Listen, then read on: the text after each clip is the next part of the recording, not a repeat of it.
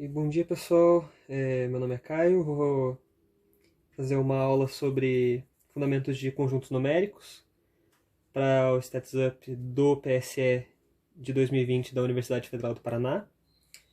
Vou abordar algumas ideias iniciais sobre o que é um conjunto numérico, quais são os principais conjuntos numéricos notáveis da matemática, como construir um conjunto numérico e, posteriormente, em outras aulas, abordar o que nós podemos fazer com esse conjunto numérico, como nós podemos manipular, colocar um elemento, tirar um elemento,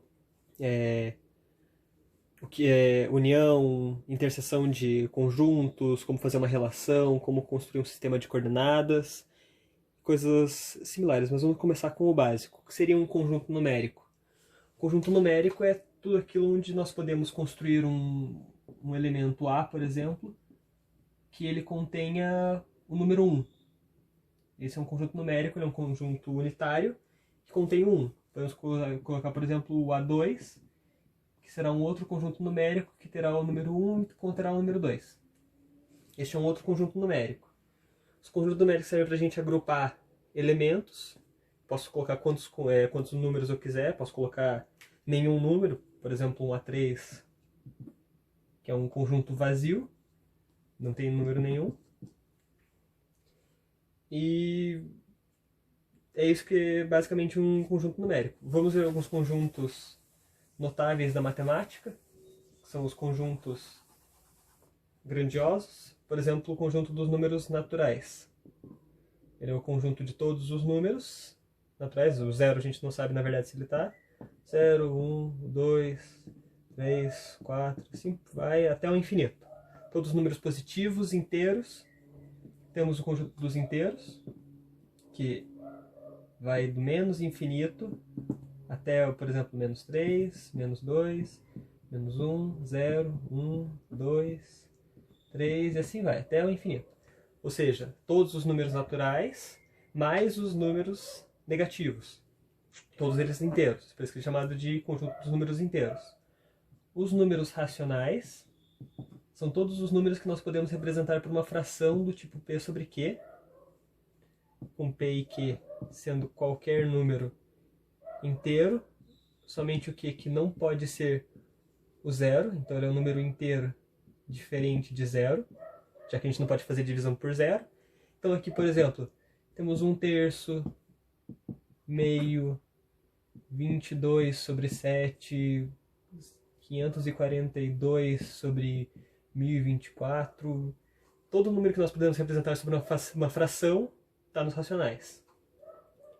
Os números irracionais são todos os números x que não podem ser representados por meio de uma fração p sobre q, com p pertencente aos inteiros e q pertencente aos inteiros diferentes de zero. Ou seja, todo número que a gente não pode representar por meio de uma fração. Por exemplo, π, a gente não pode representar por uma fração. E, que é o número de Euler, não podemos representar por uma fração.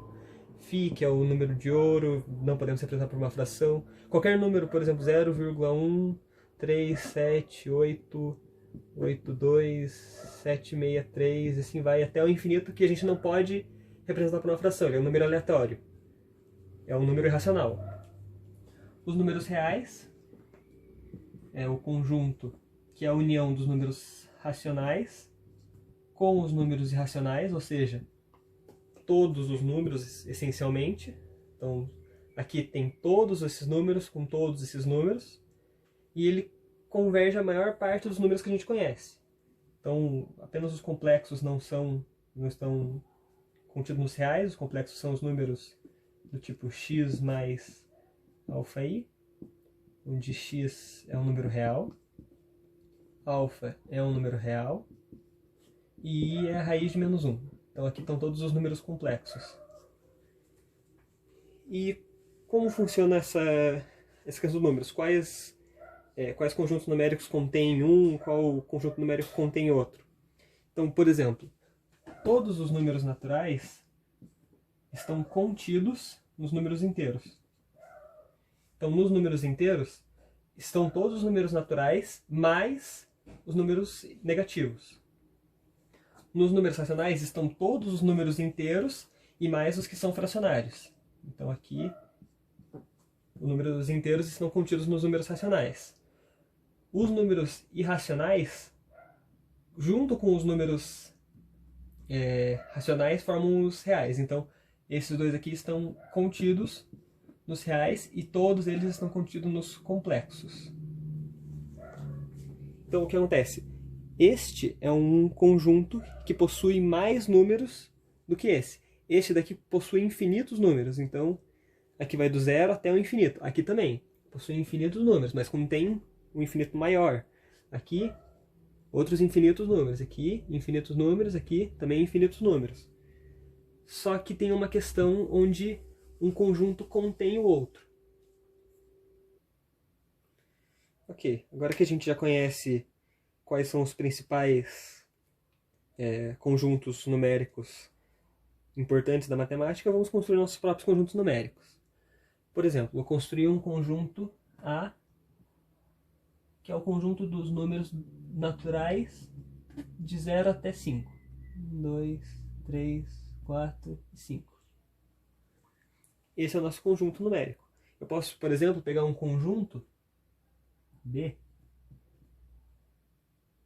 que ele é um conjunto com, ao invés de números naturais, números reais. Então, por exemplo, o meu conjunto B é todo número x pertencente aos reais, tal que ele vai seguir uma lei de formação. Essa lei de formação eu vou definir.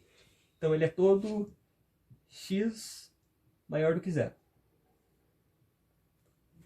Então, esse conjunto, ele é um conjunto agora de números reais. Ele é um conjunto mais denso do que esse. Esse daqui a gente pode contar quantos elementos tem. Ele tem 2, 3, 4, 5, 6 elementos.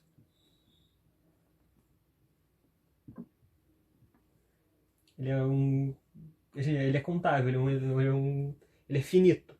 Enquanto que esse daqui é um conjunto infinito de dados. A gente tem aqui todo x que é maior que zero. Então, por exemplo, aqui está o 1, aqui está o 0,1, o 0,001, o 0,00000, infinitos menos zeros, 1. Aqui a gente tem o 2, aqui a gente tem E, a gente tem Pi, a gente tem 1 bilhão.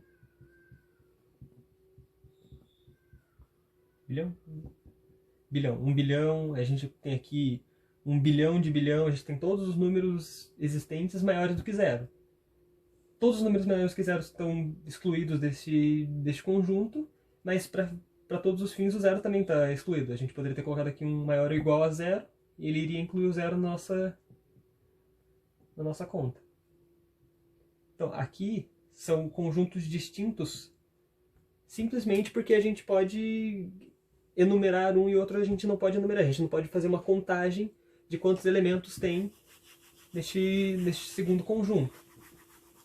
A gente poderia, por exemplo, criar um terceiro conjunto, que é todo x pertencente aos reais, tal que é um x maior ou igual a zero, em união com um x menor ou igual a 5. Ou seja, é um conjunto que vai de todos os números maiores ou iguais a zero até todos os números menores ou iguais a 5. Ou seja, ele vai do 0 até o 5. Então aqui no intercurso tem 1, tem 2, tem 3, tem 4 e tem o 5. Porém tem tantos outros elementos aqui tem uma infinidade de outros elementos que ele torna um conjunto infinito não contável.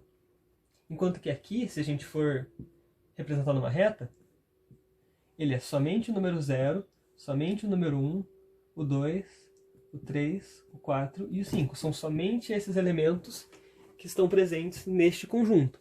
Enquanto que este conjunto aqui ele tem uma quantidade infinita de elementos a mais. E é isso que vai diferenciar um conjunto não numerável de um conjunto numerável. Para fins de seguir a apostila que a professora Fernanda provavelmente passou para vocês, se ela não passou, eu vejo se eu consigo colocar o material num link, em algum lugar e disponibilizar para vocês. Nós vamos trabalhar primeiro com conjuntos somente de números contáveis. Então, acho que é isso para essa primeira aula. Na próxima aula a gente vai ver o que a gente pode fazer com conjuntos, como a gente pode comparar eles, fazer união, interseção, trabalhar com produto cartesiano de conjuntos, trabalhar aí com uma relação de conjuntos, uma relação de A em B, uma relação de domínio, imagem, tudo mais que a gente pode trabalhar. Basicamente é isso. Muito obrigado, pessoal.